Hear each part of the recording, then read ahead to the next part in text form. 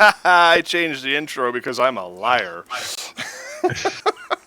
Hello, everybody. I'm Mac Paladin, and you are listening to another episode of Moonhawk Studios Presents. Oh my God! And that little John Lovitz reference for you there is brought to you in part by nobody. I get paid by nothing. All right, so it's MSP. We're here, and of course, our guests are lurking in the background. So let's get these introductions out of the way. I, of course, am Mac Paladin, your host, co-chairing this. I haven't determined if it's a train wreck or if it's a freight train yet. So, Adam. Why not both? We've got Adam in the house. I think we're still technically on the tracks here. For the moment, anyway. Yep, and of course that second voice is Kevin. Greetings and salutations. Good evening. Petty Fan's lurking around here somewhere. I'm just waiting for us to start multi-track drifting. That's usually when I fail to mute the stream. And of course, bringing up the Funny Hat Brigade, we've got the Golics. That's what they call me. All right, that's our main crew, and of course, we will be getting to our guests momentarily. But first, we've got the news. Did you forget somebody? Oh yes. Yeah, that was bad. Wow! It's like This is like season 13 all over again. We're still This lady that just lives in the same place as Mac is also here, and like. Hi, I'm here. I'm Varius. I forgot Kira W, aka Varius, and I'm fired, so I'll just go sit in the corner now. It's better this way. Folks, we're still trying to get used to the fact we're back. Bear with us. We'll get this right eventually. Hopefully. All maybe. right. We don't know. Yeah, exactly. Make sure everybody's got the stream on in the background, and that if you want, mute the tab, but not the stream. And for some reason, this channel is not working. What is happening over here? Everything is broken. There it is. Now it's nominally functional. All right. Purportedly, we have a great show for you tonight, and that is my line, and I'm sticking to it. But let's get to the news. Adam, what have you got?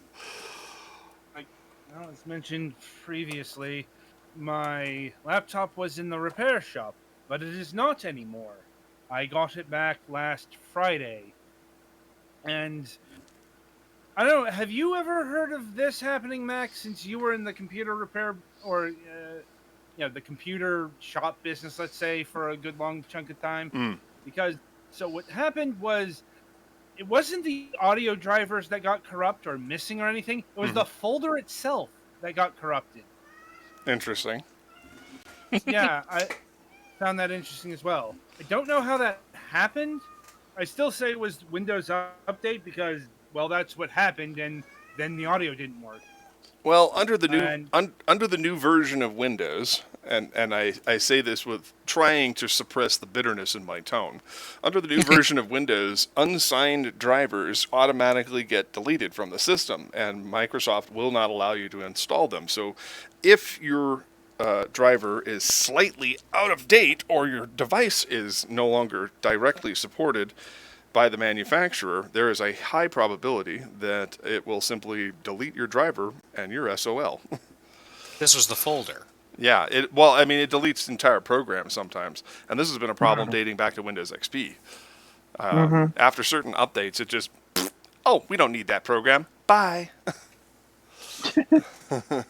Welcome to the stream. Hopefully everybody is enjoying this. So yeah, proceed.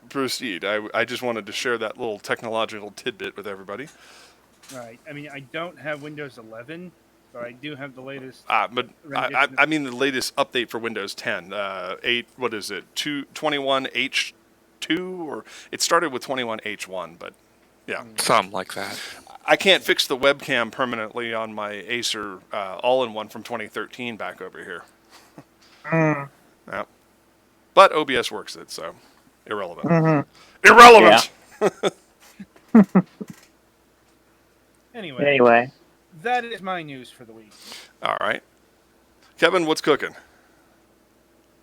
Well, nothing much on my end. I'm just basically doing the same thing I do every week and basically go spend a couple of days at work, which is, of course, being greeter at the local AMC, which means tomorrow I have a evening shift, and I'm pretty sure everybody knows what that is for.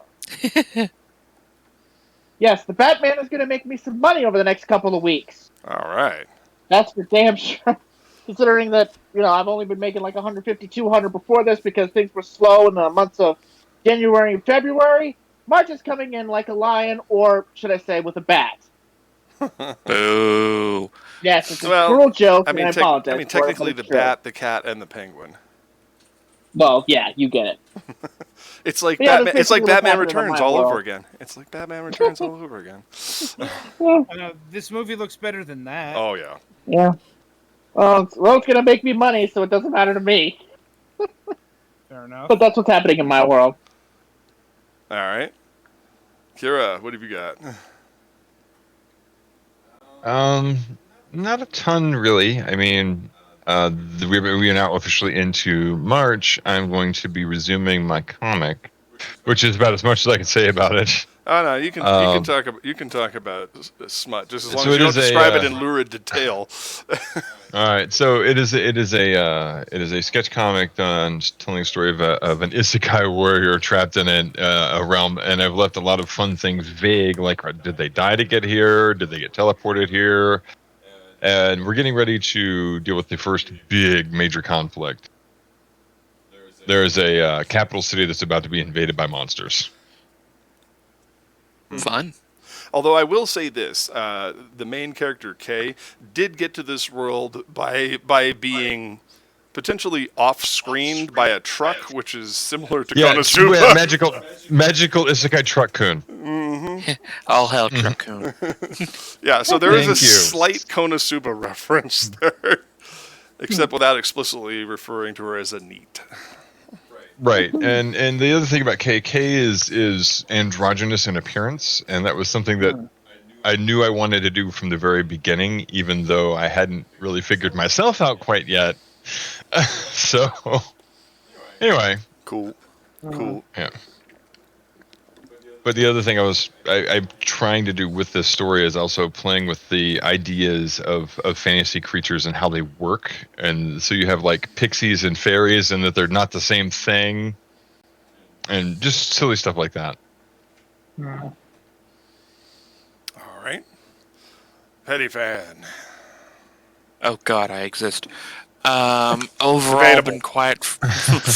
Overall been quiet for me. I ended up getting a new Xbox 360 to replace mine that kicked the bucket, and had fun this weekend at the Digimon card game pre-release event for the set 7, I believe, is the one coming out. So yay!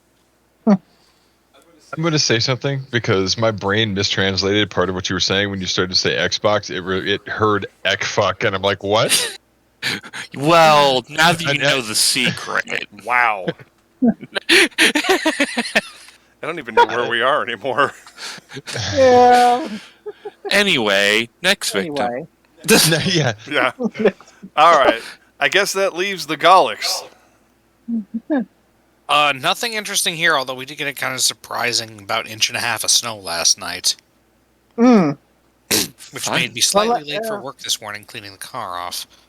I'm glad all those words came in sequence because... Oh, Jesus Christ. Hey, you wanted to bring this back and you wanted me on the show, so... All of a sudden now I feel like I need to be doing snow. Just to get through this podcast. We can have that arranged afterwards, Mac. You got those connections down in Miami? We're gonna have a powder party after the show. Jesus Christ. Is the budget for that? You are. Oh my goodness. I don't understand this word that you've used. Budget? What's that? I thought we'd just use Mac's Twitch donations for that. I thought throwing money into an open flame was just what we were supposed to do for success. Damn, I was wrong. No flame. We are in top form tonight. Holy shit. Yes, we are. At least we didn't drop the first F-bomb in the first 5 minutes. Yeah. True, I held on to it. That way I can still receive ad dollars from YouTube. Cha-ching. You know what? I'm doing this in honor of our guests because I heard quite a few cynical remarks in his latest video, but we'll get to that in a minute because we're still finishing the news. I think the Galax was done after talking about the snow, I'm assuming. Otherwise, not much has been interesting going on. I've mostly been playing Super Robot Wars 30 and Pokemon Legends Arceus in my free time, so... Okay. All right. And, of course, co-streaming with me. Yes. Well, that's not free time. That's time I do stuff with you. That's like work, Mac. Jesus. Every encounter with me results in aggro. I wouldn't say that. No, I'm not with you. Never mind. You know what? I'm just gonna move on. Yes, gonna move on. make like a cow and move on. All Oh, right, and good grief. of course, that brings us all to me. And where does that bring you? Back to me. And like Agent Smith, I am inevitable. Invegetable. Here we go. Yes, invegetable. I don't even know. Anyway, You're everywhere. Anyway, if you want to see an hour of me stumbling through my dialogue, just for $5, you can join my Fansly. No. Yeah. Wow. Yeah. And you can watch him step on sandwiches. Yeah. Hot sandwiches. Check in and see. What is going on in the news? We're still moving along with the films, I guess. God damn, Tippy. Stop invading my stream.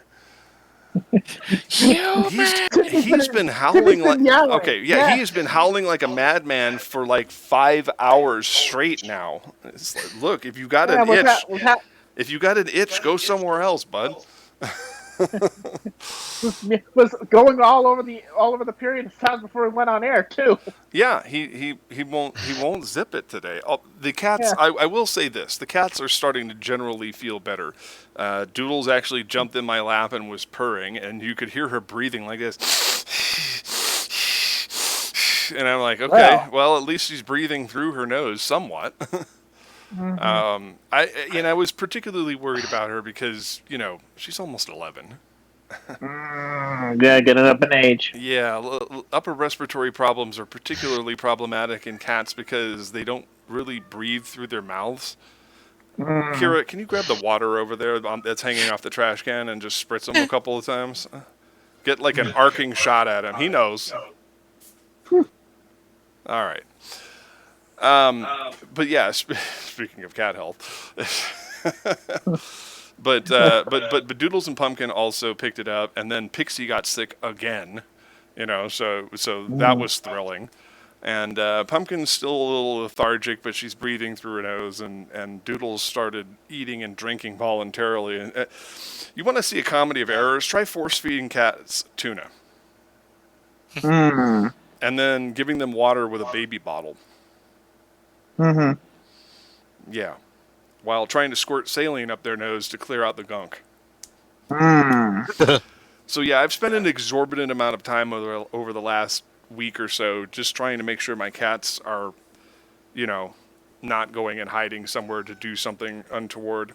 Sadly, we did have one of the outside cats pass.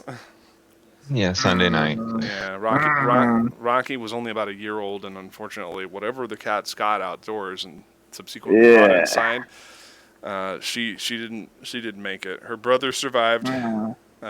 He was really badly off too. But Midnight survived, as did Smokey and Pingu and all the others out there. So there is, I guess, a silver lining to this that but it's not really great.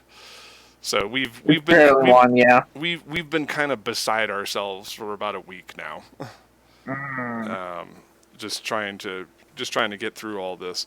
Now, since I don't particularly have a alternative venue for this for my patrons, as we always traditionally say on the show, on the other side of things, I say that with air quotes, in the same vein as Seal of the Guardian, of course, Pink Panties Productions is, I'm gearing up to try to get going again with Ship in a Bottle.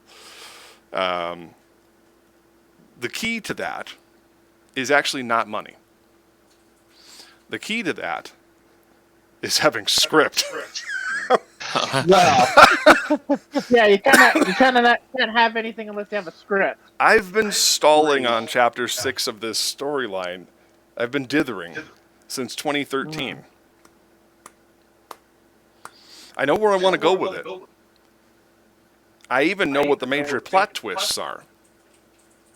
But actually writing the 60 pages of this quote-unquote final chapter, wink, is rather daunting. And I'm guesstimating it's going to be 60 pages. I mean, it could be more, it could be less. I don't know, but because I haven't written it yet. I may suddenly find inspiration and economy at the same time. But I haven't been able to I just haven't been able to actually put pen to paper or fingers to keyboard, for that matter, for ages. And it's pretty much the same thing with the finale of this particular storyline in Starship Moonhawk, which does bring us to a rather other important point. Anyway, it does bring us to another important point, and that is that once we complete the Mercadian affair, our days of doing webcomics on the legitimate side of things is done. To quote Markiplier, Dunzo. I'm sure he's got a trademark on that word, and I owe him money now. He has so many words that are so much fun, though. Like, we started saying dabblish instead of damage. DBS. Which actually stands for diesel boats. No, that would be DBF. Oh well, we actually dubbed something today for Baptiste where we were playing Overwatch. We called it the DDD, the Don't Die Desk. Wow. Immortality field, which is something I'm sure that our podcast could use right about now. Yeah. But Starship Moonhawk's the Mercadian Affair, the comic series that I started back in April of 2001, is pretty much going to be it for the webcomic version of it. I can't say that there won't be one-offs and tie-ins later on, but we really want to move on to animation and motion comics and stuff like that. Just I invested heavily in Live 2D, which Farias, of course, has been working very, very diligently with. Yes. In spite of ups and downs and personal hardship, we've continuously made progress week after week, clawing and scratching our way through it. And of course, Nathan Bonner is helping us, and he's using Moho, and I think he's also somewhat conversant in Maya or whatever 3D program he's using these days. So, if we can all get on the same page as far as aesthetic, then we should be able to subdivide some of the work and move a little faster on this film that we've been working on since 2016. Yeah, animation is not cheap. You can, and it's not fast. And it's not well. I mean, you can either have it cheap or you can have it you can have it fast. Find your words. Yeah, I'm having a. No, it's you can have it pretty fast or accurate. Pick two. Right. Well, it also holds that you can have it. You can either have it well done, you can have it done cheap, or you can have it done quick, but you can't have all three. Right. I used to have that sign when I was in the military on my desk. It said fast, pretty accurate. How do you want it? Pick two. Now, what I can say about it is this: since the investment in Live 2D and refocusing our efforts on actual animation quality, it's starting to look like Voltron Legendary Defender in terms of aesthetic. So which isn't something to complain about generally. No, not at all. I think we're moving towards the right direction. The sort of Western developed Eastern aesthetic is how I tend to look at shows like Voltron Legendary Defender and the new She-Ra and Masters of the Universe and all that stuff. It's taking the best of both worlds and blending them together, I think. So it's like, is it truly anime? Well, I can definitely say it's anime inspired, and we do share a lot of themes, and of course, spending more of my formative years studying anime as opposed to American cartoons and animation, I would say that it is very heavily inspired by the themes introduced in a lot of the anime of the late 70s, early 80s, and so on and so forth. So interpret that as you will. Although I did make a comment that Commander Jono Ardennes is starting to shape up to look like a cross between Legolas and Koran. Well, I spent a great deal of time kind of working with Tanabata Usagi's designs for him to create something that would be really fun visually for an animation. May she rest in peace. Yes. And then I started kind of adding my own tweaks to it. So instead of having like these wings on his side, they actually have like this hook curve thing going on. And what did you say, Mac? You said something about the design and what it looked like to you. I literally just said that. Oh, okay. I said he looks like a cross between Legolas and Koran from Legendary Defender. Well, no, you specifically said that something got to do with an actual anime. I don't remember what it was. From like the 80s. And I have no memory of what it was. I said he looks a lot like he's got that like Ben Dixon hair from the Robotech. There you go. He's got the sideburns encroaching into his cheeks. Yeah. Aesthetic going on there. I don't know the character's name from Macross, unfortunately. And if somebody knows that, you can feel free to interject at any time during the broadcast. All right, so we've steamrolled over the 20-minute mark. So let's move on to what people actually are tuning in for, because it ain't us. I'm kidding. Mm-hmm. I'm kidding. Or are you? That's for you to find out. All right. Now, as we said last week, I feel like our guest needs no introduction, but we're going to do it anyway because it's tradition around here. So of course, last week we had SF Debris, Chuck Sonnenberg, on the show with Linkara, backing him up. And this week, in part 2 of our introductory episode for season 14, we're going to flip the script and put Linkara in the hot seat, and Chuck's going to cheer him on. So they're both here today. So welcome back to the program, Lewis and Chuck. Wait, Chuck, I don't know what I'm doing. I believe in you. Go with God, because I'm certainly not coming along. Wow. All But right. hi, nice to be back again. Indeed. This time we're going to be focusing on you with a microscopic lens, so you better look out. That seemed a little too aggressive. Anyway, let me back A little bit. You want me to look through the microphone lens back at you? Ooh, I feel like the unblinking eye of eternity is here, which is oddly appropriate because I believe you've started something of a new series on your channel. Would you like to talk about that? Which one exactly? Because I've done a few things since the last time we spoke. Yes, that's true. You have brought quite a few things in, but I in particular, yesterday it looked like you posted something on YouTube regarding Doctor Who, and I was That particularly is not a new show. That is just a new episode of Atop the Fourth Wall. Oh, okay. Because I think Mac means it's the first time I think you've covered a live action thing. No, it's not the first. Well, the thing is, I've covered plenty of live action stuff on it, but it's usually through Patreon sponsored episodes. Like people request I review something on the show. Because standard wise, the Top Fourth Wall is supposed to be comic oriented, but I like getting money. Yeah. Reasonable, really. I mean, So and thus I open the door to fine. If you want me to talk about something else for an episode, I will do that if you pay me. And in this case, it was just a matter of I have lots of opinions about other pieces of media outside of comics, and you guys seem to want me to talk about other stuff anyway. So here, I want to talk about some classic Doctor Who. So here are 3 options. Vote for which one you want me to talk about because I'm doing it.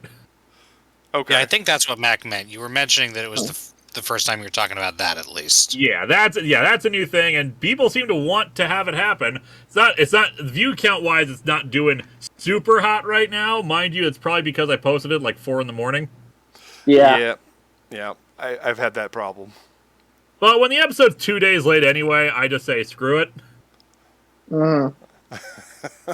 Get it out there. Let it sit for an hour or two to see if the BBC decide to take it down. Which so far we're good. Fingers crossed. It was a day or so, before Warner Brothers took down my review of the Killing Joke adaptation about a month ago. Mm. Oh, really? Yeah, because I had that up for a day or so, and then they suddenly decided, you know what? Maybe this clip just goes a little too long, or maybe these two clips are too similar in our eyes. Interesting. And then I just re-uploaded it again, and I got more views. Now, It's just I know that I would have gotten a lot more momentum on it as for one video if I didn't have to re-upload it. Then that was a pain in the ass. But of course, both of them are about an hour long, so it takes forever to render and process and everything. So Yeah. but for the moment, my review of Legopolis is up. yeah, I was watching that, and I was realizing something. Now, of course, Varias here is more the Doctor Who aficionado than I am, and and I'm sure that Adam and Kevin have way more knowledge of the product than I do as well. I know it exists, and the only thing I can say is I'm not a fan, but not because I don't like it, but because I've never had time to absorb it. Mm. It seems like a very technical production for its low budget.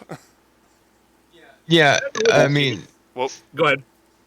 so I was going to say, yeah, Doctor Who started as a children's show back in the 60s, and it's just, the revival was one of those things where it was like, maybe, everybody's like, well, maybe we reached a point where we can bring it back and people will show interest again, because it started to kind of run long for a while near the end before we got the movie, and the movie was not the greatest thing. all right. For me, Yeah, the first two seasons even had like educational episodes.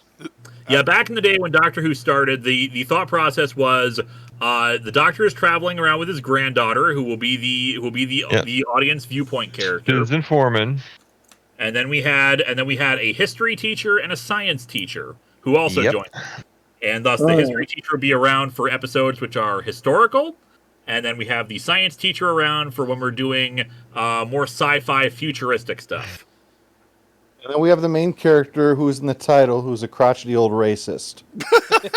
What? Oh.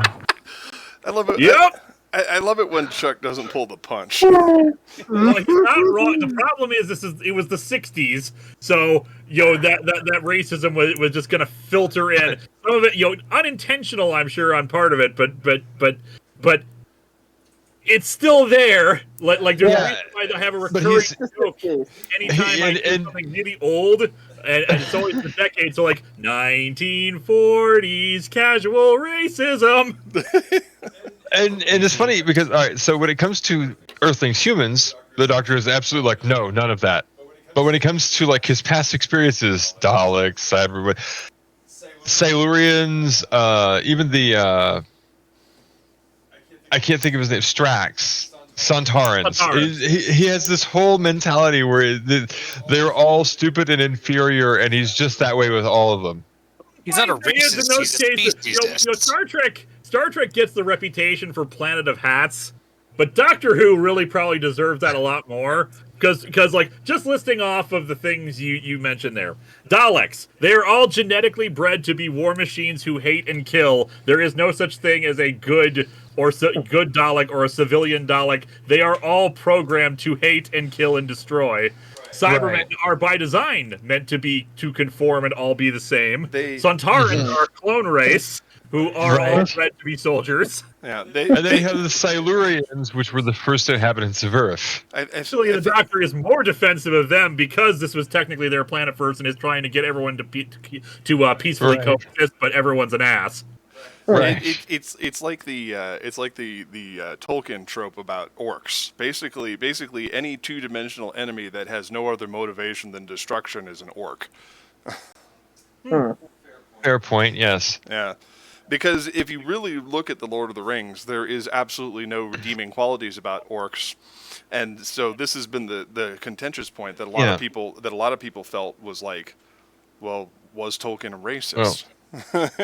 Well, I was going to tie one side thought to this and give it back and turn it back over to Linkara. But one of the things that I always found interesting, especially with the New Who backstory, is the fact that every time Cybermen come to exist in some form in this universe, it's always the Master behind it. It's less that the Master is behind it; it's that all the Cybermen stories keep getting hijacked by the Master, and that's gotten really, really damn annoying. A little bit, yes. Because you go all the way back to, at the end, the final run for Peter Capaldi, and you had the Mondasian Cybermen, which was one of the very first races of Cybermen you see in Classic Who. And the idea that they were created by one version of the Master. It's very clear the Master himself did not create them. He was just present around while it was happening on board this ship, and just kind of letting things play out because he knew where things were going. He was. It seemed like he was guiding them because, even Missy did it. But I'm pretty sure he was just kind of around. But at the very least, that one's actually the least egregious of it because while it still has the Master, and playing a big part of the events occurring, he's not controlling them. Right. In 3W, the 3W storyline, and those were. He was doing that in 3W storyline. Did it? The cool lone Cyberman thing that we had at the end of that we had at the end of Jodie's 12th. Was it 12th season?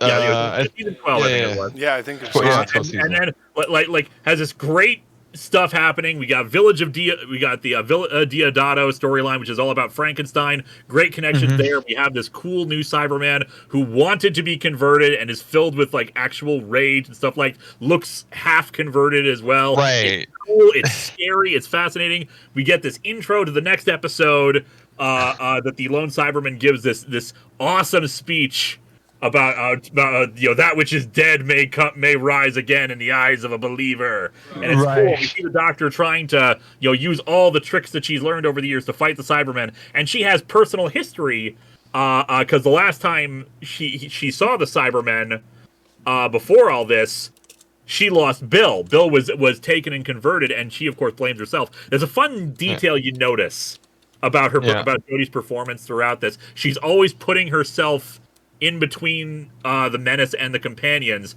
because of what happened with Bill and her getting shot in the chest. Well, there was somebody posted something related to this sort of with that run, and it was one of those things where when the whole argument with Clara, when Peter Capaldi's Doctor was talking about, he was, everybody's got to go sometime, and she says, not you, not with me, she should wait till the next bloke comes along, and of course, when Bill goes, the Doctor winds up going too. And I was like, that's interesting poetry a little bit. But yeah, just to finish my thought, the end of that, and at the end of that story, suddenly this cool, scary Cyberman story gets hijacked by the Master. It's just like because he wants to make Cybermen Time Lords. Again. Because the Cybermen are my favorite Doctor Who baddies. Yeah. And they keep having these cool Cybermen concepts, but no, we got to bring in the Master or someone else, and suddenly the Cybermen are just basically pawns, and I'm so sick of it. Well, see, I thought they had an amazing wrap up of the Master storyline with Missy and the John Sim and the John Sim Master. I thought that was a perfect secular story that kept things locked in place, and apparently not. Or I don't need there to be an end because as in my eyes, I did not. The Missy storyline was fine. I didn't hate it, but I've never liked the idea of the Master being redeemed. The Master is a homicidal, deranged murderer who wants power and glory and control. Like even in the episode I just reviewed, Legopolis, the entire universe is in danger of being destroyed. Sure, he wants to save it, but at the last second he's like, yeah, I'll save it, but I'm also going to take advantage of the situation to try to threaten everyone that I will destroy the universe if they don't bow down to me. And you know what? I totally buy that he would that if they refused, he would do it. Teach me how to make my profile public, or I'm throwing. my god. Now, so yeah, that's why I'm not really into Master Redemption, and why I was okay with the Right. villain Master. right. Fair enough. I will admit openly that my favorite, best, worst version of the Master is still Eric Roberts. For me, the eighth Doctor movie, the 1996 film, I have to. I've never been able to break away from approaching it as a child, because I was 9 years old when that movie came out, and there had been no new. And I've been watching Doctor Who since I was 3 years old. My parents had VHS tapes of classic Who stuff. We'd always rent Doctor Who episodes from a Blockbuster, or if Best Buy had tapes in the back, Suncoast Video having tapes, we would eat that stuff up, wanting to get more. We watched all of Trial of a Time Lord, the big box set, in one night. Watch the E-Space trilogy, all this great stuff. So new Doctor Who material with some slightly better effects, and a new Doctor, and seeing Sylvester McCoy regenerate, any kind you of were game. You were like, let's go. Was just exciting and great for me. I didn't care about the Master, the Doctor is half human, or the Doctor has a brief romance with this woman. I didn't care about any of that, because you're 9 years old and it's new Doctor Who. Right. It reminds me of all the stuff with Wesley Crusher in the first season of Star Trek: The Next Generation, because I was 11 when that show came out, and I was just thinking to myself, what's going on here, and why do I care? It was the same. It was the same with Captain Kirk in the OG.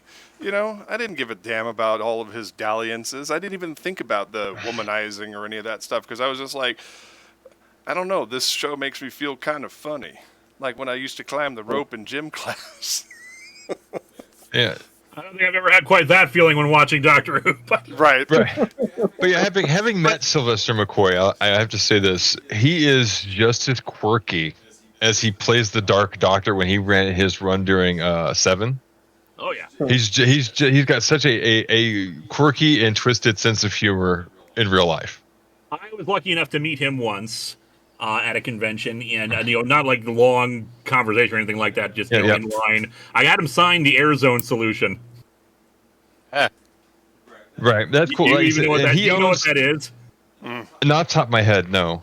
Okay, during the wilderness years of Doctor Who in the early 90s, after the show had been canceled, the British, the BBV, or basically their direct-to-video division, wanted to keep taking advantage of Doctor Who because there was a hungry market out there, but they couldn't legally use the Doctor himself for a lot of these projects, so they produced a lot of direct-to-video projects using monsters. So we had like the Sontarans, and we had we had an Auton trilogy of movies. And that's actually where Kate Stewart from the new series first showed up. I think it was a different actress. Yeah. But then we had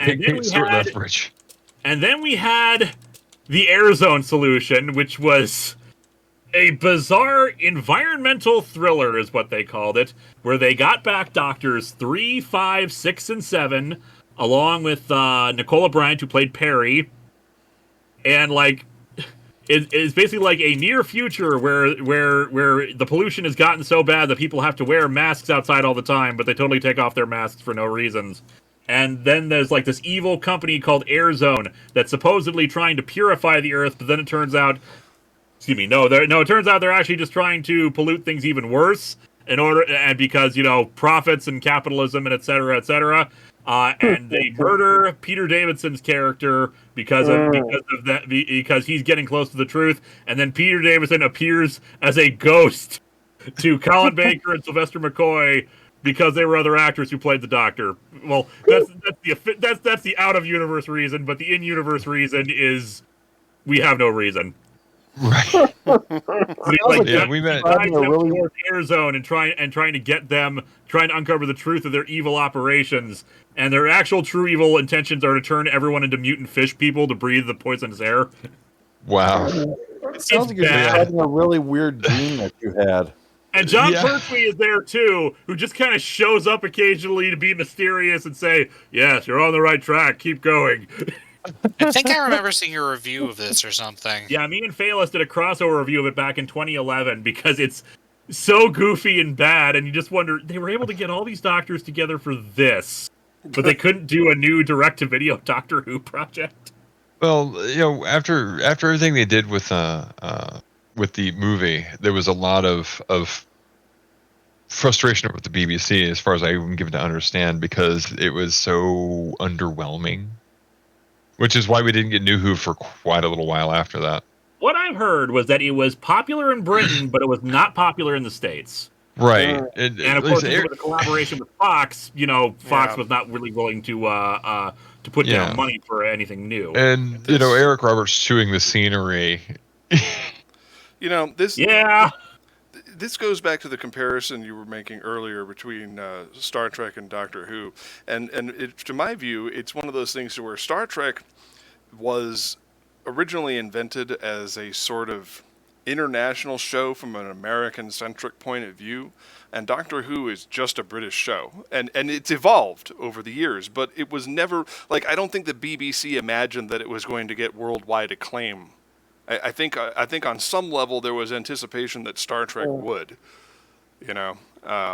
like most American television shows, they're repackaged and sold to the various stations across the world, and then all of a sudden, multiple seasons in, then Doctor Who started gaining traction in other places like the rest of Europe and Africa and ultimately in the United States, and that's what I think really prompted the need for New Who, was the fact that they were like, oh, okay, maybe it's not just a local thing. Yeah, Chuck knows a little bit more about that than I do, because he's followed along all the research for the hunt for the missing episodes and whatnot. Yeah. And as Linkara pointed out, we started getting syndication in the 80s as well over in the United States of Doctor Who, so we had Tom Baker and all of that. Yep. Yeah, the reason that in Logopolis that Tegan was introduced was because John Nathan Turner heard about a big Australian following for the show, so he put an Australian character in there. And the same thing with Perry, because he heard there was a big American following, so he had an American character added in there. Yeah. Hey, there are worse reasons for taking advantage of that kind of fan base and whatnot. Yeah, it just goes back to intent, though. When the respective shows were originally created, I don't think that. Well, I guess technically, no, Star Trek really did, because they put a Russian on the bridge, they put a Scotsman, they did all these things to say, hey, you know what? Not only is America a melting pot, but we want this show to have worldwide appeal, because our message is, unite the world. And they put non-white people on the show. Right. Yeah. Yeah, and honestly. Go ahead. And then Doctor Who, we to this day we still have arguments over whether or not there should be a black doctor or something like that. It's like, because it's a British centric show. And, well, what does that assume there are no black people in England? Right. Well, but that's the problem, isn't it? That's the question, isn't it?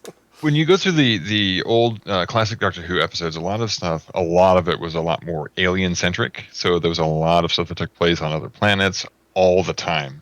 And when New Who came around, they started making it more Earth centric. Right. Yeah. Because it's more relatable. Hold on. We got overlap there, Lewis. Sorry. I would say it's one of the more it's actually one of the more annoying things about New Who. I can live with us, spending a lot of time around Earth just for budget reasons. But every single companion, with a one or two exceptions for New Who, have been modern day American women or modern day American. Not American. Modern day British people. It is usually a 20-something woman who followed the Doctor around for most of the run. Obviously, with Jodie Whittaker, we had the Fam, as it was called. We had two guys and Yaz. So basically, but it's always the modern British people. It's never back in the Fourth Doctor tenure, we had one modern British woman, a cave woman, another Time Lord, a regeneration of a Time Lord, a human from the far future who had been, well, I say human, he was actually evolved from Marshmen. Long story. we had a Traken lady, and then modern British, not even British, Australian woman. Versus New Who, we have had modern British lady, modern British lady, modern British lady, Let's see. Modern British Lady, Modern British Guy. Yeah. Okay, we did have Captain Jackson. We had one guy from the 53rd century for a few episodes. Yep, and then we had the married couple who were Modern British Lady and Modern British Man. Yeah. Then we teased 18th century British Lady, and then just replaced her with Modern British Lady. British Lady. Same person, different era. Mm-hmm. Yeah, Clara Oswald. Then Modern British Lady. Then 2 Modern British guys, 1 older guy, 1 younger guy, and Modern British Lady. British Lady. And now slightly older Modern British guy. You see what I'm saying? I'm sensing a trend. I can't quite put my finger on it, but there's a word that connects those. I can't think what it is. 2 of them even. Yeah. They're all Canadian. The reason is obvious, of course. The reason is obvious because if you want your show to be hip, you have to be able to include hip things going on. And that has to be stuff that the companion will understand. It can't be the stuff that the Doctor explains to the companion, like with all of the other companions, like Linkara mentioned. So they all have to be those modern British people, just like the target audience are. I'd be okay with that if they at least threw in some more in there to vary up a bit. We had perhaps more representational of the cosmopolitan United Kingdom. Can you at least get somebody from Wales? There you go. Right. Well, one of the things that we dealt with briefly that they kind of teased over, we knew it wasn't going to happen, was the Family of Blood storyline where he's stuck in the early 1910s, or like pre-World War I. Yeah, and he's John Smith, and Martha's there trying to keep him hidden and keep him from getting, it was just like, and of course at the end he asks the school marm nurse lady to come with him, and she says no, obviously, because he's not John Smith anymore. So yeah. Yeah, he does. There was an implication in a 12th Doctor episode too with a similar thing where there was like an engineer at the end of Mummy at the Orient Express. I think he kind of hinted maybe you can come with me, but he was like, "No, you're kind of dick." Yeah, it was the engineer from the train, the spaceship train. Him. Yeah, I liked him too. He was he had a little bit of that snarky attitude. Now, we could talk about Doctor Who all night. However, yes, we could. I would like to touch a little bit on some of the new stuff. Now, you mentioned that you've had a lot of stuff since the last time you were on the show, because it has been, in an official capacity, it's been about 5 years since you've been on the show. So what are some of the other shows that you've been working with, and how has the audience response been to that? Well, it's been up and down. Atop the Fourth Wall itself has evolved over the years so that instead of strictly focusing on bad stuff, it's more mixed reviews, more mixed media. I started last year Late Night Double Feature, wherein I look at 2 horror movies, and I dress up as a different sort of horror host than the one I do every October called Long Box of the Damned. I've done History of Power Rangers, obviously. I finished technically History of Power Rangers. And then Blip died, and it's been a mad scramble ever since to try to find a place to put him. Mm-hmm. See, that's... Chuck wouldn't know anything about that. Yeah, a lot. And of course, and I'm not going to make you relive this or anything like that. I'm just going to mention it for context. We had the sort of self-destruction of Channel Awesome, leaving that and go forging your own path and all that kind of stuff. So a lot. There has really been a lot going on. Just a few things or two. Yeah, the landscape of streaming, of course, has changed thanks to COVID. Has that forced you to change anything about your methodology, or is everything pretty much still on an even plane?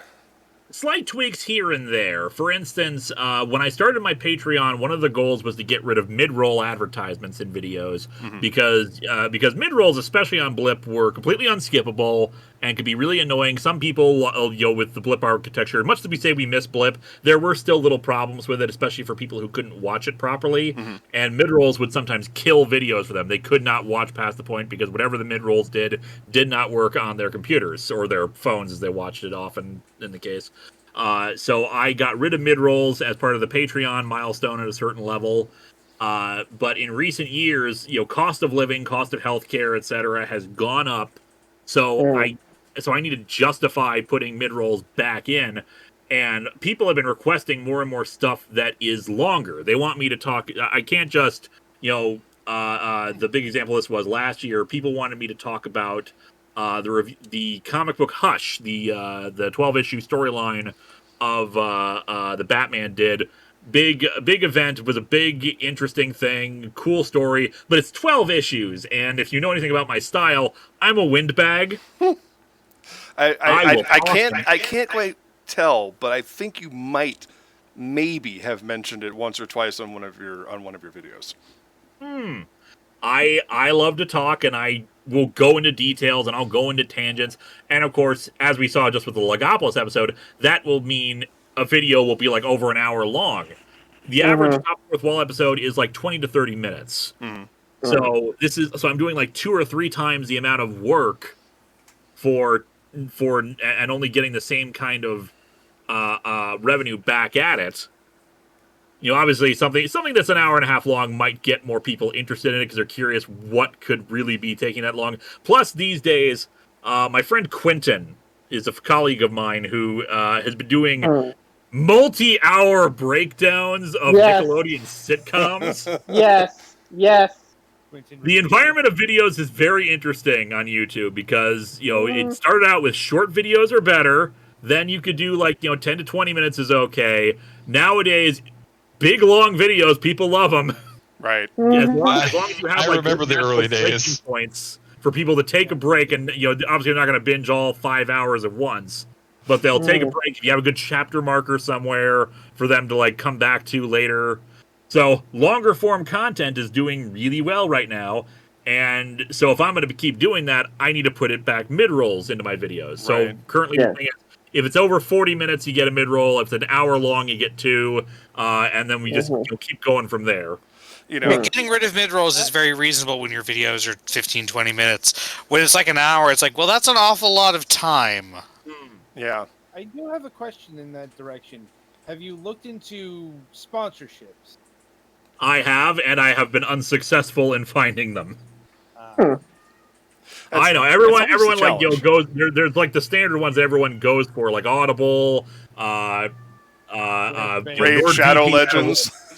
That stuff, Raid Shadow Legends.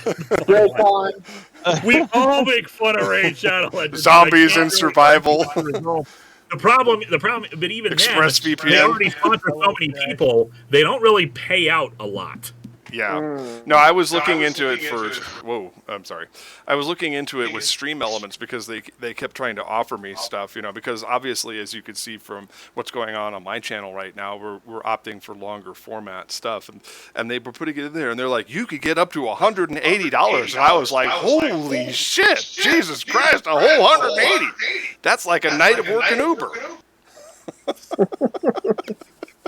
And I have to do it for a week. So yeah, I could definitely relate to that. I think I'm getting picked up by you, Varias. Sorry. Yeah, when you get too loud, my mic does pick you up.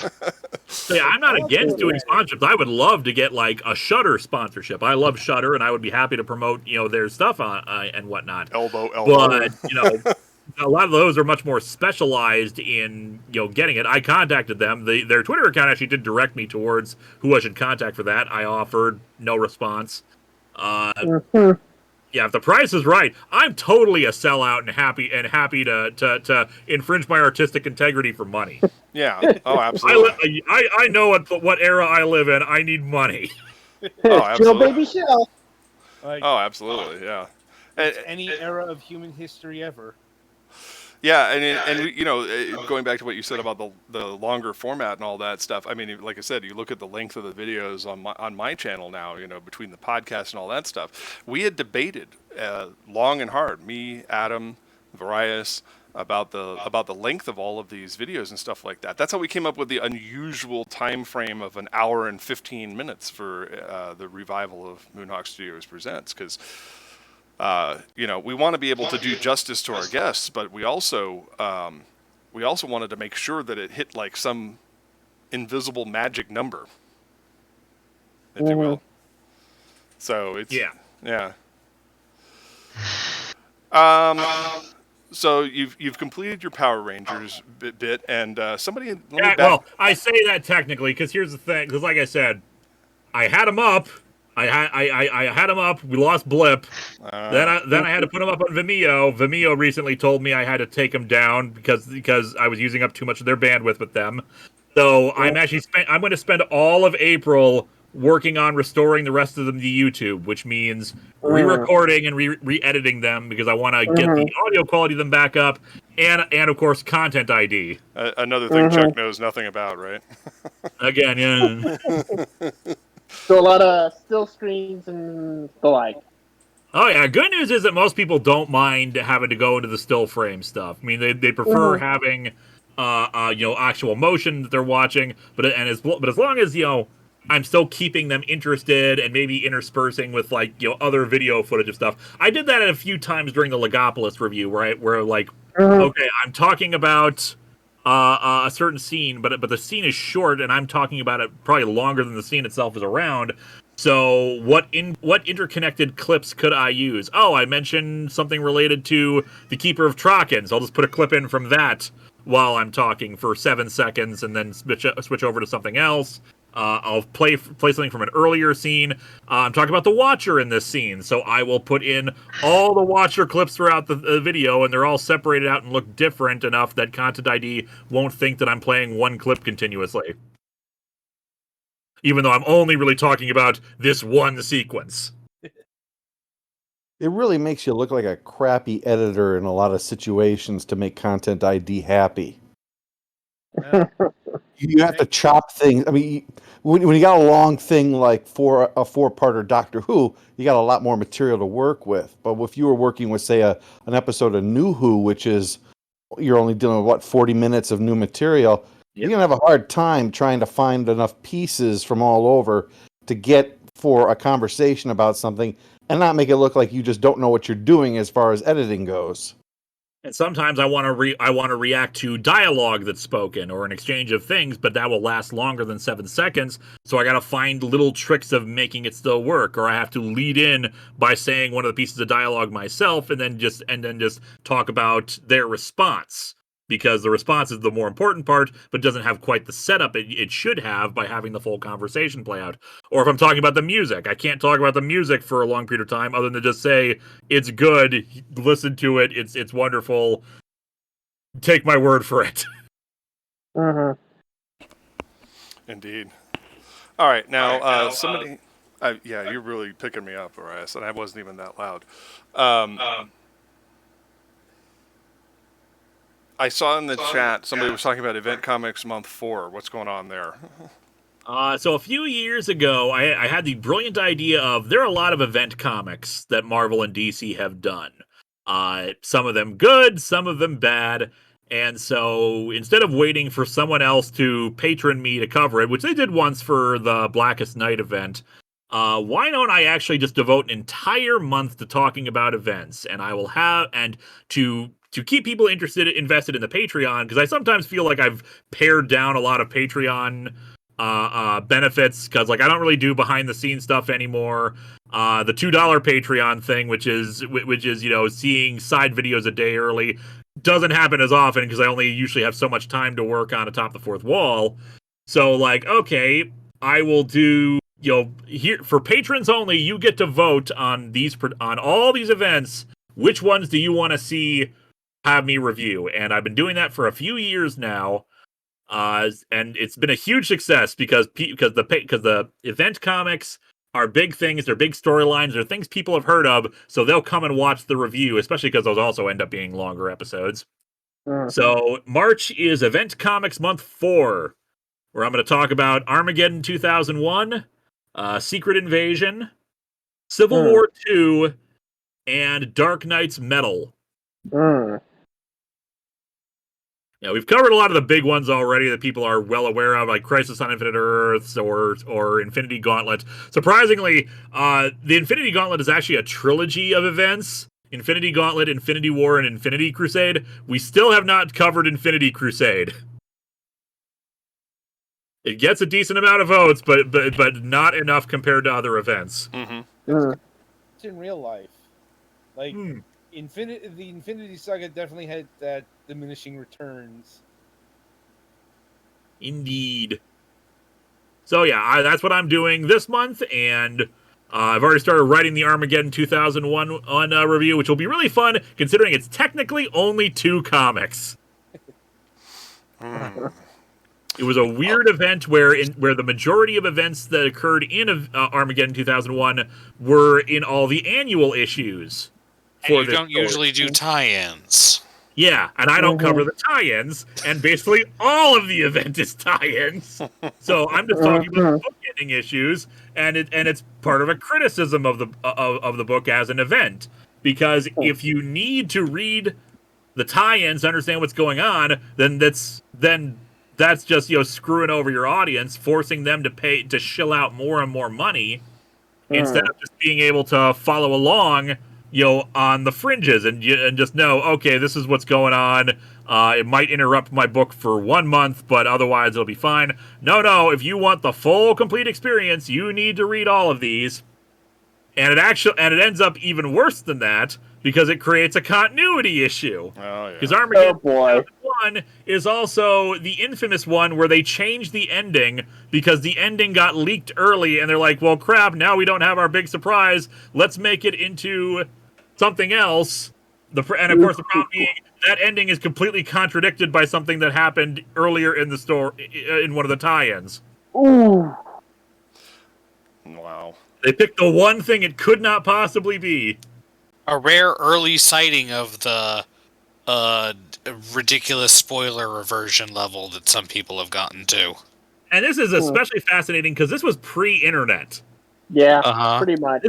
And yet somehow everyone got spoiled about what the ending was going to be, and yet it was not like spoiled online on like Twitter or anything like that. This was 1991. And everyone just knew, and instead of just playing it out, they changed the ending, screwed it up, and they spent the next 20 years continually trying to fix it. Long past the point where anyone gave a damn.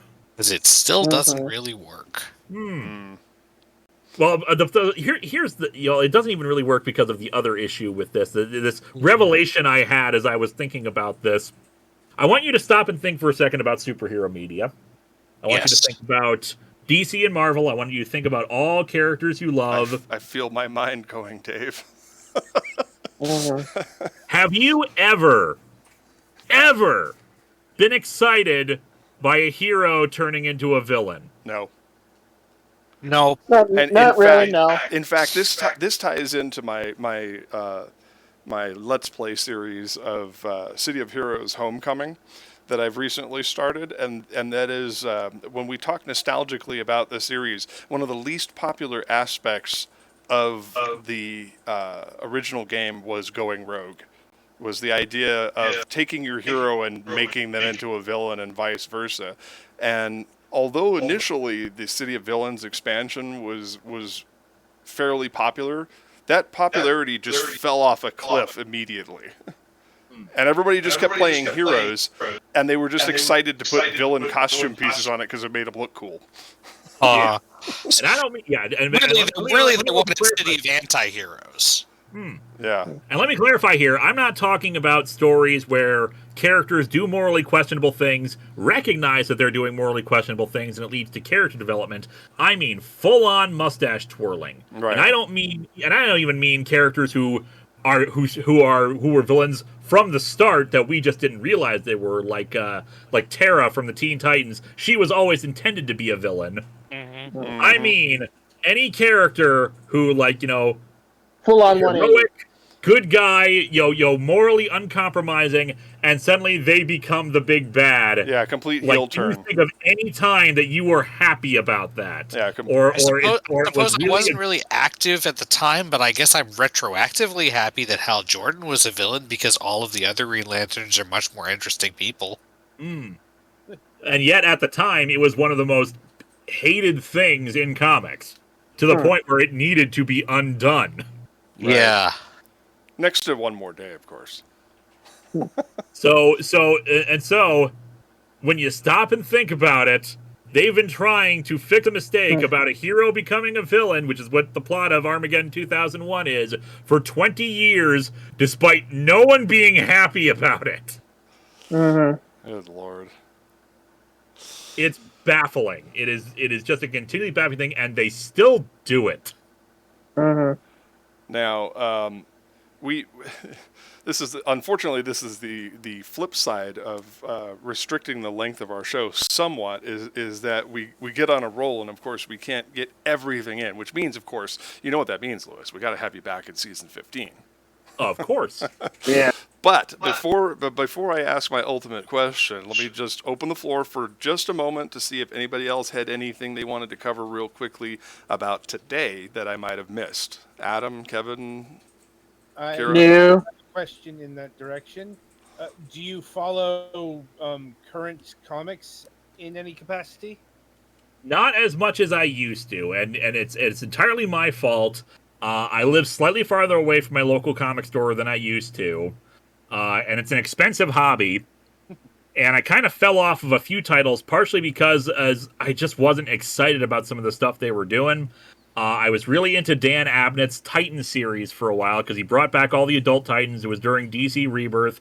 It was a good run for a while, and then it got screwed up because of Scott Snyder's Justice League thing he was doing at the time, which kind of reconsolidated the Titans as part of the Justice League, and I hated it. I hated the story they did to lead into it. I hated the actual execution of it. I just was not interested, so I stopped reading. I stopped reading a bunch of other books. The Justice Society wasn't back yet because they were still doing the Doomsday Clock, slightly new 52-esque universe. And then a bunch of other events happened, like Dark Knight's Metal, which is something I'll be talking about this month. And I just lost interest in a lot of the things I was reading, and COVID happened, and so I just dropped off. And it's been really a struggle to get back into it. I'm trying because it's important for me and for my job to be following a lot of this stuff, especially as we get into more modern events that people want me to talk about. But it's been hard because it doesn't have the same magic that I was enjoying at the time, and it's been a kind of a slow crawl like that since the New 52 stuff in DC. And I'm mostly a DC guy as it is. DC Rebirth brought me back. I was reading a ton of stuff during DC Rebirth. Then Rebirth kind of ended, and the magic kind of fell away again as they just started to revert back to a bunch of New 52 stuff. Because Jeff Johns was the driving force behind DC Rebirth, and then he went off to go work on the movies, and everyone else apparently liked the New 52, even though it was in the end a failure. Yeah. I say in the end, huge sales success at the very start of it, but of course, by the time DC Rebirth rolled around, everything had gone back to where it was pre-New 52, or even less than that. Because go figure, having 52 tentpole titles is not sustainable, and having exactly 52 worlds in your multiverse was kind of questionable too. Actually, it's not even that; it's a matter of one for each week. I made a huge video about this once DC Rebirth came out. It was an April Fool's video done in the style of James Stephanie Sterling's work at the time. Basically, an autopsy, a post-mortem on the New 52. And the big issue that I realized was the problem with it was you did a reboot, but you didn't commit to it being a reboot. Jeff Johns' Green Lantern books were super popular even after so many years, so they didn't change them. Scott Snyder's Batman books were still really popular, so they didn't change them. They were, despite the fact that this was supposed to be a reboot, all these characters are meeting for the first time. We're doing all the universe over again, but Batman still has 5 or 6 Robins, The all the Green Lantern history is with him turning evil still happened. The Titans may have had a history together. They may not have because no one was on the same page. They had editorial problems. If you're going to do a reboot, if you're really saying you're going to start over from scratch. There should be no Nightwing. There should be no other side characters at all. You're either starting from the beginning or you're not, and they couldn't decide what they wanted to do. They couldn't commit to the bit. Yep. That's not to mention certain assassinated characters and stuff. Just a smorgasbord of terrible decisions around that whole thing. Yeah. I was kind of underwhelmed by DC's. Sorry. Yeah, I was just going to throw shade. So go ahead. I was the DC's failure to commit. Always, anytime somebody brings it up, I always think back to the death of Superman. Can't just keep a character down. And To be fair, nobody's ever they truly were always dead. planning on bringing him back. That was always the plan from the start. Yeah, but we wound up with the reign of the Superman, and then Marvel did the death of Spider-Man and the absolutely insane thing there that led to a branching time. I'm like, and don't forget the assassination of Steve Rogers. Right, but it was one of those things where with the death of Spider-Man, it's like the entire thing felt to me like a copy my homework but make it different a little bit of the death of Superman, because we went from Spidey's dead to we have the 4 different Spider-Man characters that were supposedly Peter Parker, who eventually became 4 different people who wound up being in their own comic series later called Slingers. Well, actually, that was the Slingers and all that was actually that's a funny thing. Spider-Man was not dead. What happened? I know he wasn't. He He faked his own death. Yeah, he. What happened was that Norman Osborn framed Spider-Man for an assassination. So like he couldn't fly. There was a huge bounty put on him. So he's like, okay, I can't be Spider-Man anymore for at least for a little while until I can prove my innocence. But I have all these powers. Why don't I assume some other costume identities so it's not obvious, so it's not obvious that it's just me again in a different costume. So he created Dusk, Prodigy, Ricochet, and Yellow. Was it? What was the other one's the Hornet? name? The Hornet. The Hornet. Thank you. So I picked up one issue of it with the Ricochet, and I did not kind of get it at the time. I don't think I actually bought it, but I read it at the newsstand. Because they still had comic books. Cool, because he was like using his creativity to be different sorts of to use all his powers in different ways. Dusk was another alien costume, but not a symbiote. So it allowed him to sneak around and like climb on wall and use it as wall crawling. And he used that part to try to get the actual assassin, the trapster, to admit what he had done. Prodigy was a standard traditional. I'm a great superhero. I'm a Superman type kind of hero with like super strength with just a slightly more muscly suit. Ricochet was a slightly more roguish type who could do all the acrobatic stuff, and Yellow Jacket was using. It was not Yellow Jacket. Hornet was using a like anti-gravity harness that he had acquired from someone else, and using like Stinger technology he had borrowed from Ben Reilly, and basically just being a slightly more tech-themed superhero. As of course, Norman Osborn was exactly the kind of guy who says, "Oh, I wouldn't want to take on my arch enemy personally. I want to have all these other bounty hunters come around and take care of him instead of me. I'm definitely not the kind of swings his own fists." Any of that? I might have given it away. But then once that storyline was over with, the identities were still around. So Marvel's like, let me put them in another book and give the costumes to other characters. I have a lot of bitterness about the bringing back of Norman Osborn from the 90s, so sorry. I'm going to step on toes there. I actually have a question for Lewis. It's okay. No, I completely understand, and yeah, the Clone Saga is a whole mess with that. I actually have a serious question for you, though. All right, go ahead. What would you say is the most difficult part of your job that most people probably don't realize is a difficult part of your job? Good. Like the thing that people probably don't realize is a chore or a problem for you that you would have to regularly cope with.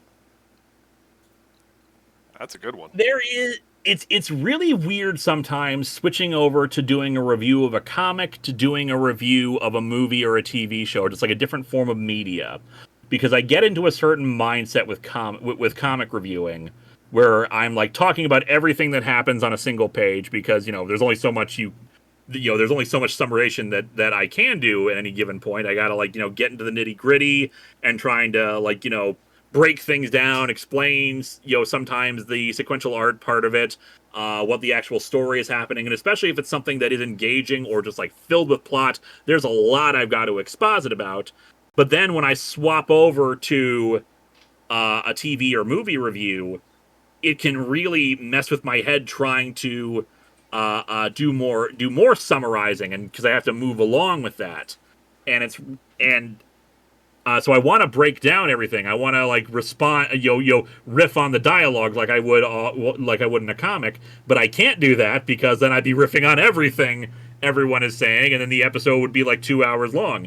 Even with the Logopolis review, there was so much plot stuff I needed to get out just from part one that that takes up the first 15-20 minutes of that review. And then there was a while on the stuff from the previous thing. Yeah. So it's that switching of mindset when I'm reviewing different forms of media that's really hard for me to get back into the flow of things. Yeah. Whew. My, how time flies. I'm having fun, and as much as I wish this would go on forever, unfortunately, eventually, I'm going to have to get to work. So, I'm gonna ask my wrap up question of Lewis, and then we're going to do our entertainment section. So hang on, because I guarantee you, Lewis and Chuck are both going to have things to say about whatever it is that Adam and Kevin choose to talk about this week in the entertainment news. But Lewis, boy. Not that you have opinions or anything. No.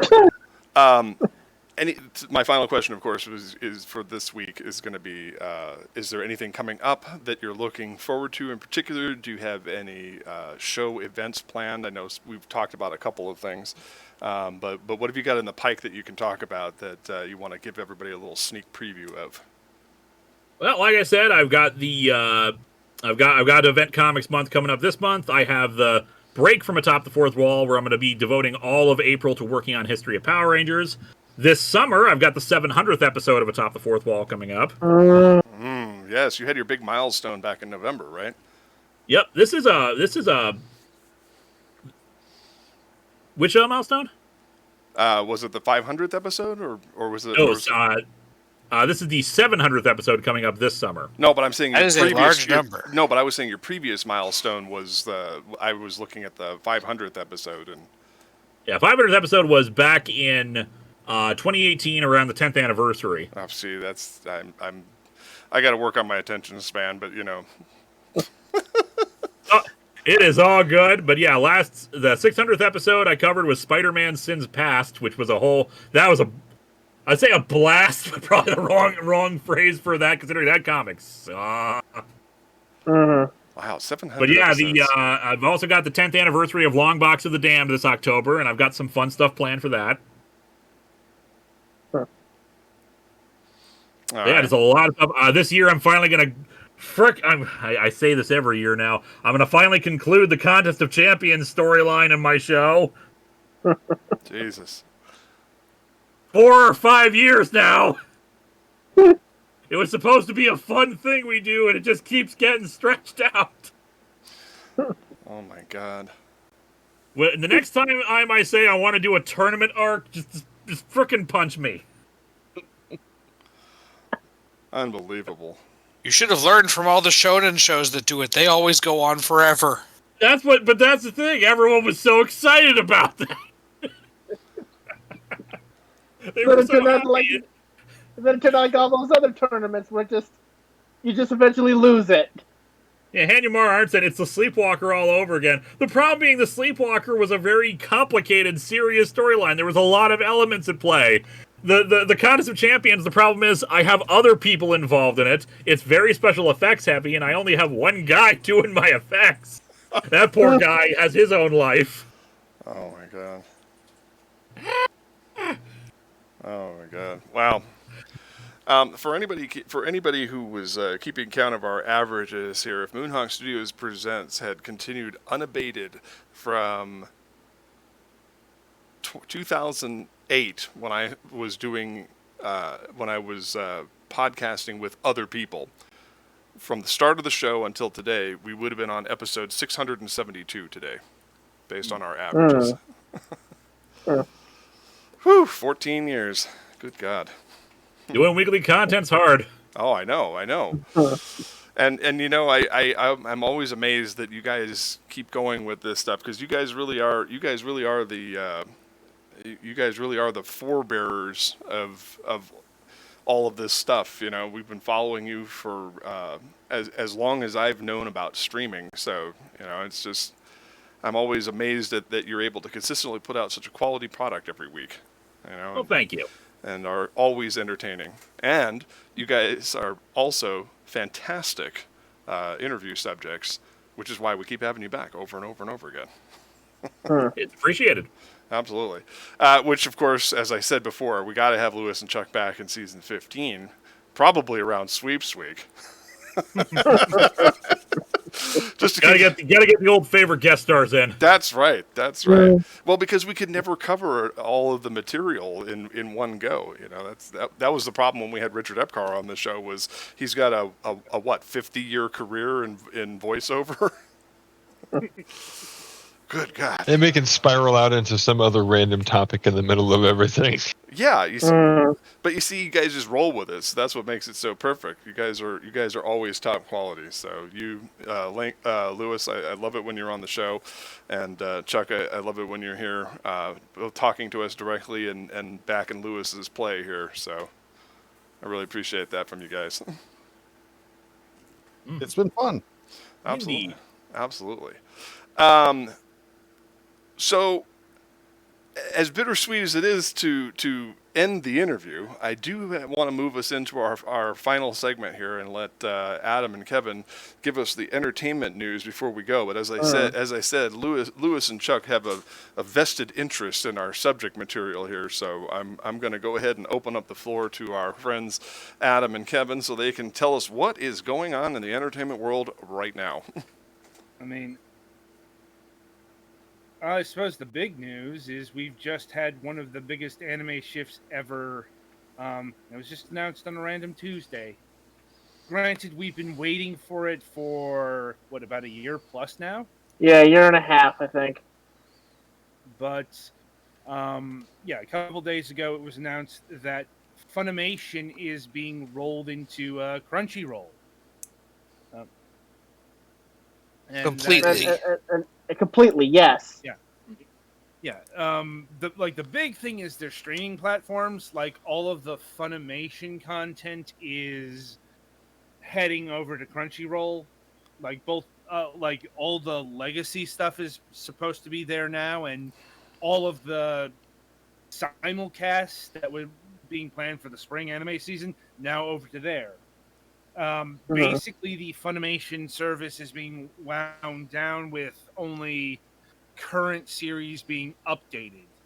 Like if you're watching Attack on Titan on the Funimation app, you'll be able to watch all the episodes there and get the simuldubs. At least that's what I understood that to be. Mm-hmm.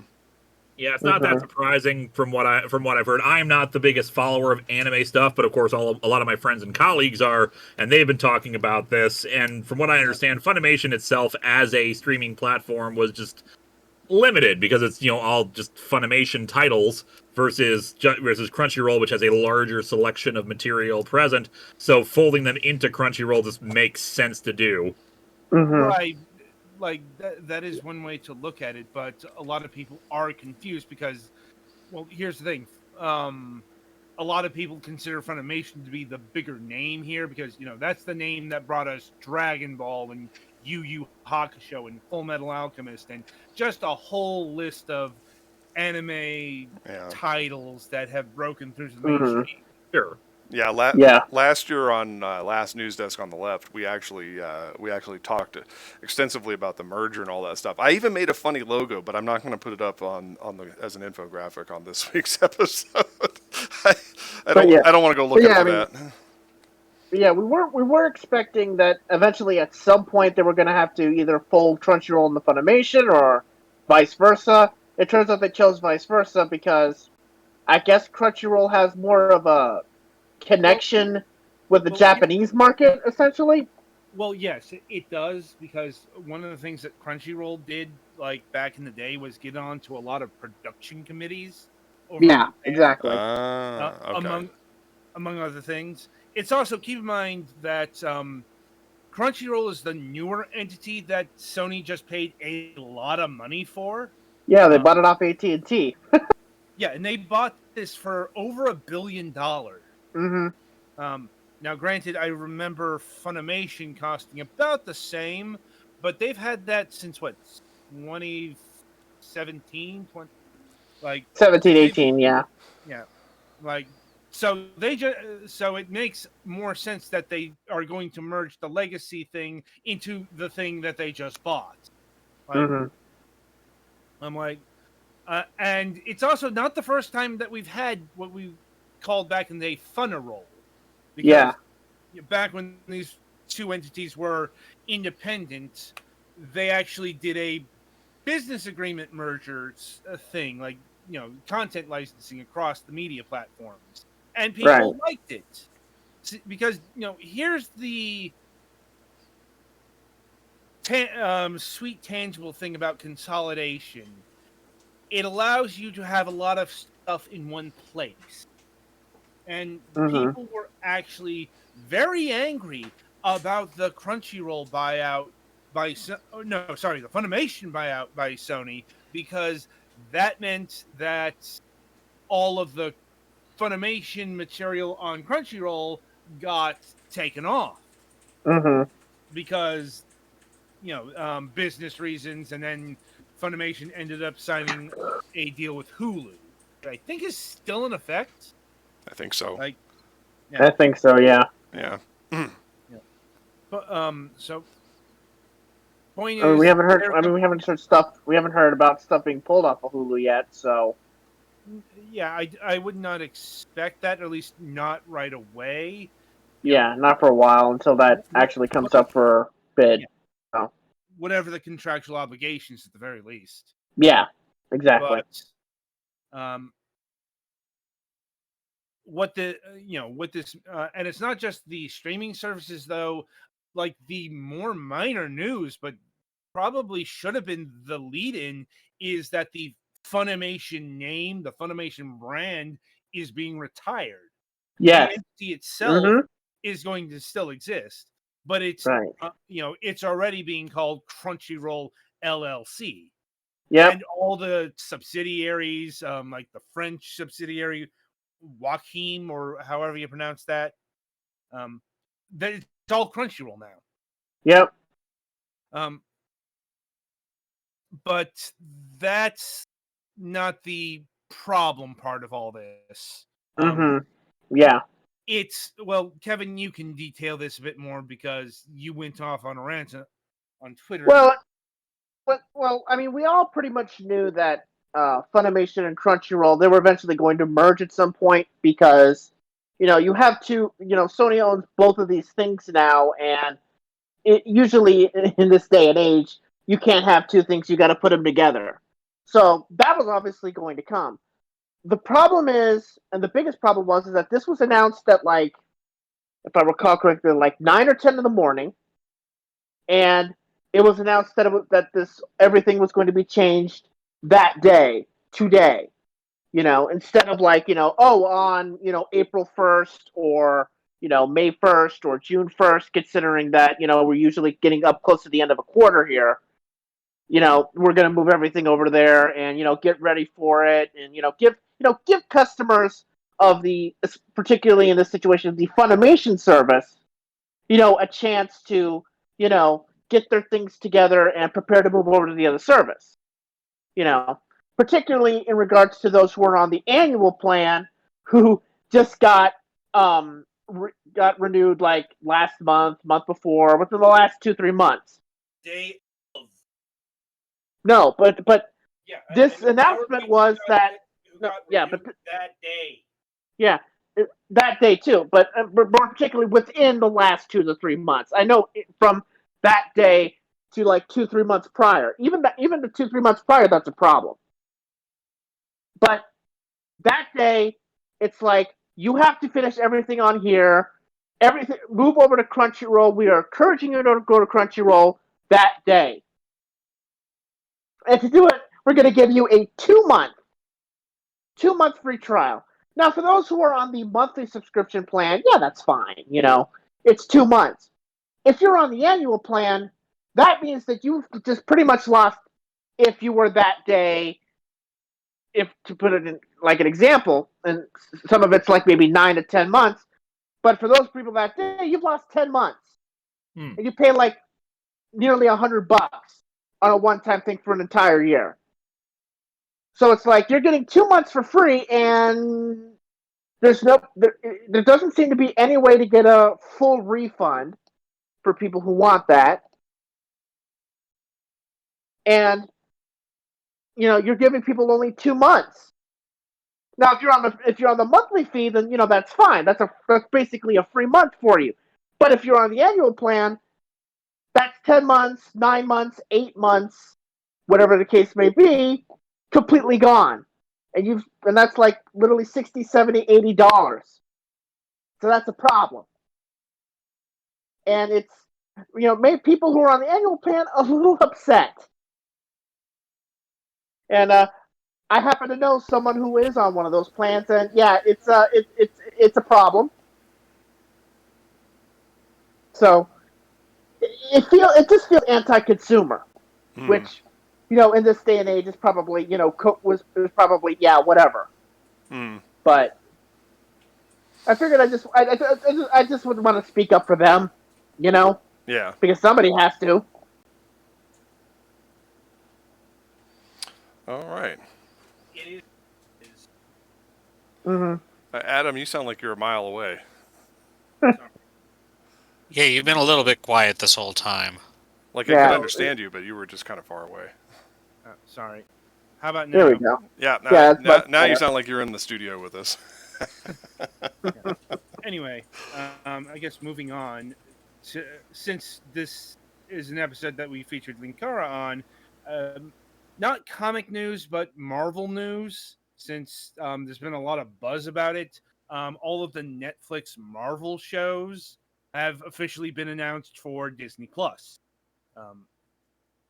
They're coming in March 16th, if I'm remembering correctly. Mm-hmm. Yeah. And this is significant for a few reasons. First of all, if you've watched the Netflix Marvel productions, they're a bit more spicy than MCU fare. Which makes one wonder if there's going to be editing done when they put them up there. We've got the answer to that. They're introducing parental controls alongside the Marvel Netflix stuff. Yeah, they took some heat. They took some heat for the editing, didn't they? Yeah. Yeah, they did. Also, look, there's no way they're going to edit the Punisher. Yeah. The Punisher. So there's no point in trying. You mean? You mean the edited version being the opening and closing credits? More or less, because remember, and even then, a couple Punisher seconds chopped out. Because remember who the Punisher is. He's a vigilante who shoots people. Right. And it's like, guess what? Like, he does that in this show, among other things. Like, he gouges eyes out, for example. Yeah. Yeah.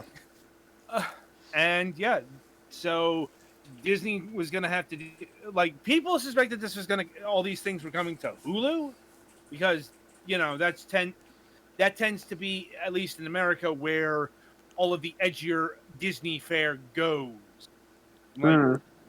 Overseas it's a different thing because they've got this Star brand, which they use for, Family Guy, 24, that sort of thing. Yeah. It's just that because Marvel's decided to canonize some of this stuff in the broader MCU, they need to actually have it with the rest of the thing in case anyone wanted to binge through it. Yeah. Mhm. That was going to lead to my point I was going to make. It seems like they're relaxing their stance on legitimizing this stuff that went before. Well, that's because all of the rights issues have expired. Yeah. Disney was actually There's a few. Well, Yeah. there's a few things behind the scenes here. The Netflix versus Yo split is one thing because obviously they did not have Disney Plus at the time. That's certainly part of it. Part of it is also just the internal politics of Marvel between Kevin and Feige and like Perlmutter. Oh boy. Yeah. Yeah. Our good friend Ike. That's a whole thing. Basically, what happened, we got the split of Marvel Studios and Marvel Entertainment. Yes. And now like all the Netflix Marvel stuff was done by Marvel Entertainment and ABC Studios. Mhm. Plus stuff has been Marvel Studios proper. That being said, it does look like Disney wants to at least continue Daredevil, considering, you had Daredevil showing up in Spider-Man No Way Home and Kingpin showing up in Hawkeye. Yeah. Hawkeye. Well, just I've heard nothing but praise about the Daredevil series in general. So it was really a matter of why waste something when we are something good to have to start it all over again when we have something that we can already take advantage of and use well in our in all this. Right. Mhm. Yeah. It's more a question of, is there going to be a Daredevil season 4? Nobody knows. Like, Yeah. at least not right now. Right now, they haven't talked about that. I'd say, clearly they have plans for Daredevil, at the very least. The other Defender shows, it's hard to say. Mhm. Hopefully they don't have any plans with Iron Fist. I know people like season 2, but just the whole concept of Iron Fist is not good these days. Mm. It was something that was very born in the 70s, you can tell. We've already seen that, with Shang-Chi, that we can have an Asian-led series focused around martial arts, and I say let's just do that. Let's revamp Iron Fist and just make it an Asian character like it should have been from the start here. Yeah. Yeah. But once again, that was done under the auspices of a different regime. Yeah. Well, just pretend it didn't happen. Yeah. Am I the only one excited at the thought that parents are seeing, Disney has that Doctor Who David Tennant guy on there. This has got to be a great character. I can't wait to watch him. And then you get Kilgrave, and everyone's like, "The fuck just happened?" Yeah. I don't know how the hell they'll handle Jessica Jones. Man, that sounds like a great character. I still need to actually finish season 3 of Jessica Jones. Shows, and I know that there's just yeesh. Don't remember anything about Jessica Jones beyond season 1. It was. Oh God. Well, that was kind of the problem with the Netflix Marvel shows. It's so much padding because they were all 13 episodes long, and these are streaming shows. So, you know how much padding you get in one of those? Multiply that by a factor. Well, just remember, Draken Mensch, Purple Man, the color purple hides the blood. Real well. That was the reason that people of means back in medieval times used to wear that color. It hides the dirt and the blood really well. Also, Marvel Agents of S.H.I.E.L.D. is coming along, but literally everyone has covered that as an afterthought. Yeah. Yeah. Probably because, that series ended, and it's also, nobody's really sure if this is in continuity or not. They certainly tried to make it, from what I understand. Yeah, they tried to look like that, on the side. Well, this was the show that actually suffered the most from the Marvel split, because it was directly in continuity for like the first 2-3 seasons, and then the split happened, and then it's all of a sudden, no, you can't reference the films series all that much anymore. So there are two Darkholms. Yep. Yeah. Yeah. It was interesting, and I would hope that they would find a way to put it back in continuity, just because I love Clark Gregg so much. But but what can I say? I'll have to console myself with his few appearances and flashbacks and other stuff as Agent Coulson. So. Anyway. Also, with the multiverse, anything can happen because all possibilities are on the table. Yeah. Right? Yeah, pretty much. That's what was teased with that Super Bowl commercial. Right. Because apparently they're bringing in X-Men Professor Xavier from the Fox movie. Yeah. Yeah, apparently Patrick Stewart was hidden somewhere on the poster for Multiverse of Madness. Yeah. You clearly heard his voice, so it's a version of him at least. Right. Infinite possibilities and infinite oh wait, that's the wrong series. All right. Well, I hope I hope everybody enjoyed this episode, because I had an immensely good time, and I always love talking to Chuck and Lewis, so that's why we scheduled 2 episodes and not just 1. All right, so now we got a little bit of news for what's coming up in the program. Of course, tomorrow I will be playing Final Fantasy IV, the complete collection for the PlayStation Portable. I'm not beholden to any speedrun guidelines, so I play it on an emulator, but I don't use any cheats. I'm just trying to play it as legit as possible, and so that's coming up. And of course, next week we have voice actor Corey J. Phillips on the program, and Varias actually had a minor correction for me about that whole Sans thing. You looked it up, didn't you? Yes, I did. The Sans voice in the game is actually a clip of it's an audio clip from the voice actor who does Patrick's star from SpongeBob. Okay, and I can't think of his name, but it's not Corey J. Phillips. But what was the thing I saw on his Twitter? That was the thing I was confused about. I'm uncertain. I went through his IMDb list. He's mostly done video games and fill voices for a lot of anime and video games. Okay, and he's got a pretty impressive body of work, so I highly recommend that you check him out. He's on my follow list on Twitter, so be sure to look at him, because I think it's going to be an interesting interview, because of course he is listed as being a Funimation actor, so lots to talk about. Yeah, good, timely. Exactly. Very timely. So once again, big thank you to Lewis for coming back and talking to us today, and of course Chuck for coming along and adding color commentary. No problem. Great. Absolutely. And we will have you guys back on season 15. That's a promise. It's just a matter of us getting through this season and figuring out where we want to do this. And of course, that'll be dependent on everybody's schedules. But again, I thank you for making this an easy transition back into the show for us for our brand new season after being gone for so long. It's always great to talk to you guys. All right, so that's it for this week's Moonhawk Studios Presents. I hope you enjoyed our show, and don't forget to follow. If you want to avoid commercials in the future, of course, subscribe.